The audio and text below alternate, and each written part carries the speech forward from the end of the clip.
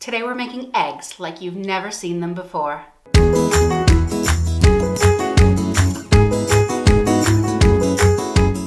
Hi everyone, welcome to Black Cat Kitchen. I hope you're doing well. Today we're making eggs, but not just any normal eggs. I'm going to show you two different styles of eggs that you can make in two different ways, and I can guarantee you've never made them like this before. I'm going to show you how to make both a scramble and a patty using a very similar technique. Now I hear you say, I know how to make scrambled eggs, but this way is so unique and guarantees you perfect fluffy eggs every time. I'm also going to show you a breaded egg that we're going to pan fry, and it's perfect for salads or a lovely little snack. One of the most common comments I get down below is, I love the color of your yolks, or your eggs are so beautiful. I love Clarence Court eggs. Now this isn't a sponsored video, but Clarence Court very kindly donated these eggs to this video today. Thanks, Clarence Court. Here are a few interesting facts about eggs. UK eggs are actually illegal in the US, and that's because we don't wash them. This allows us to keep our eggs outside of the refrigerator. On the flip side, US eggs are also illegal here in the UK because they are washed. This is because there's a bacteria on the outside of the egg that air can permeate once they're washed off. The refrigerator offers a little bit more support in making sure your eggs stay fresh. Eggs have been eaten since the dawn of time. They're an easy ingredient to get, they're fairly inexpensive, and they're a nutritional powerhouse. These eggs are packed full of protein, B2, selenium, iron, B6, B12, vitamin D, and zinc. Got all of the things. And contrary to once popular beliefs, eggs actually help to raise your good cholesterol, which is what you want. So be sure to make these, and let's get started. To our bowl, we're going to add a 1/4 teaspoon of corn flour. You can also use potato starch or tapioca starch. And we're just going to add a little bit of water to this, just to dissolve it. Get all of those bits of corn flour really well incorporated, and you'll have like a milky looking solution. And into this mix, we're going to add 2 eggs. Now this goes against everything you've ever read about eggs, but we're going to salt it with a good pinch of salt before we've even mixed them. And then just give it a whisk.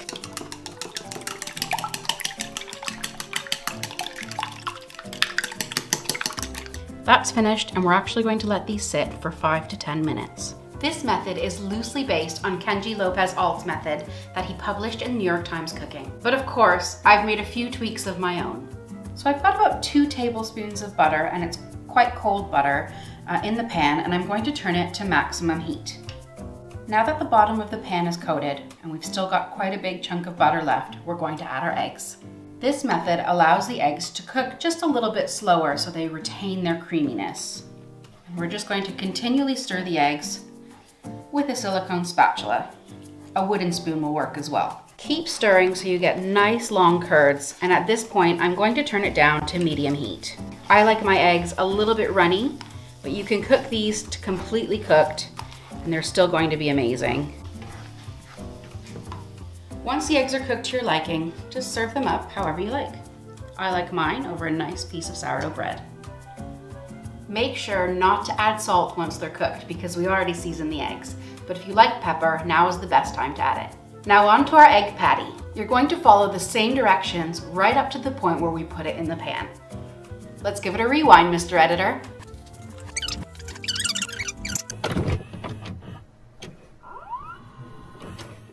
We're going to stir this just like before. You still want to get those curds in there. That's what gives it a really nice texture when you bite into it. Once you start to get those curds on there and it starts to set up, we want to make sure that egg fills the pan. So I'm going to turn it back down to medium and just wiggle those curds in that liquid egg. At this point, it's almost like you're making an omelet, and actually, it's a very common technique used in Japan to make Japanese egg sushi.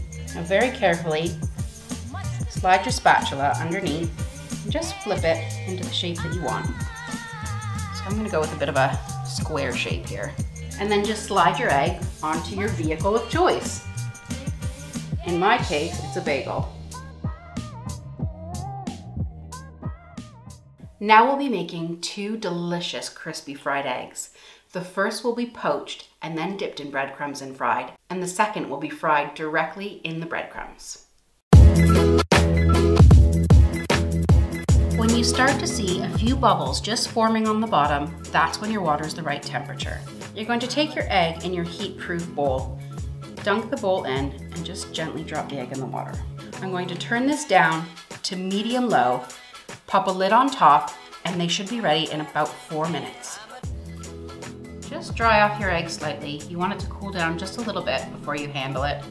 And we're just going to transfer our egg to our breading station. So we'll start with flour into the egg and then into our Panko style breadcrumbs. And coating it in flour just helps to pick up that egg so that the breadcrumbs stick really nicely to it.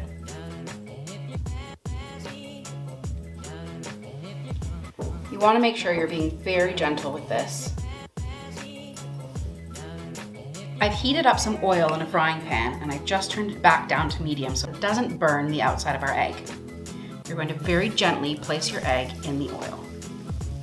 And because we're being delicate, I'm going to use a slotted spoon just to help me slide my spatula under there and flip it over. While it's still hot, sprinkle it with a little pinch of salt. And this is the perfect egg for on top of a salad.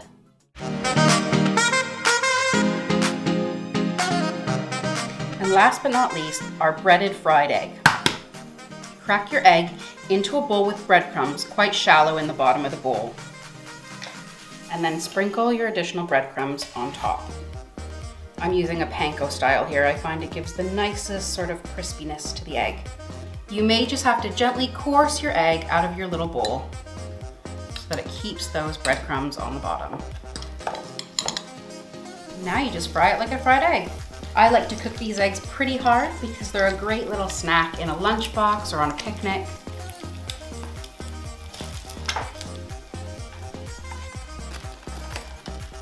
Oh my God, I love the sound of that crispy egg. And then I just drizzle it with a little bit of my favorite soy sauce.